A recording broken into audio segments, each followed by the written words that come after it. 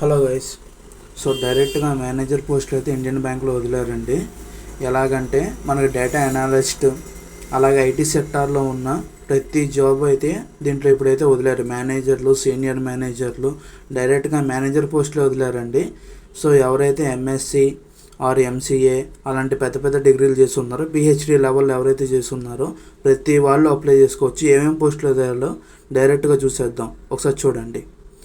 వదిలేసరికి forex dealer, data analyst, chartered accountant, architect, IT security, community adviser అని ఇలాగా ఒక 10 పోస్టుల కన్నా ఎక్కువే వదిలేరండి. సో మొత్తం వీళ్ళు వచ్చేసరికి మినిమం 5 ఇయర్స్ ఎక్స్పీరియన్స్ ఉండాలండి. సో అండ్ నెక్స్ట్ మనం చూసుకుంటే ఇవన్నీ అప్రూవ్డ్ పోస్టులు అండి. మీకు ఆ తర్వాత వచ్చేసరికి అప్లికేషన్ ప్రాసెస్ ఎలా ఉంటుందంటే, ఫస్ట్ రిజిస్ట్రేషన్ ఉంటుందండి, ఆన్లైన్ రిజిస్ట్రేషను. తర్వాత 1000 రూపీస్ చలానా కట్టాలి. తర్వాత photo and signature sign and uploading. అలాగే చూసుకుంటే తర్వాత సిగ్నేచరు, థంబ్ ఇంప్రెషను. ఆ తర్వాత వచ్చేసరికి హ్యాండ్ రిటన్ డిక్లరేషన్ లెటర్ ఒకటి అండి.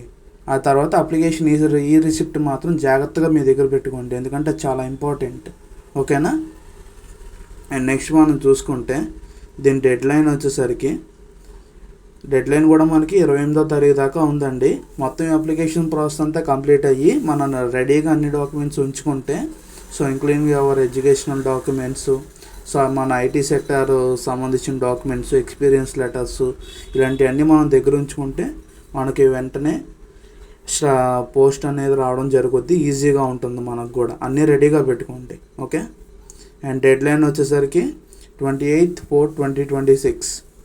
So guys, don't miss the opportunity.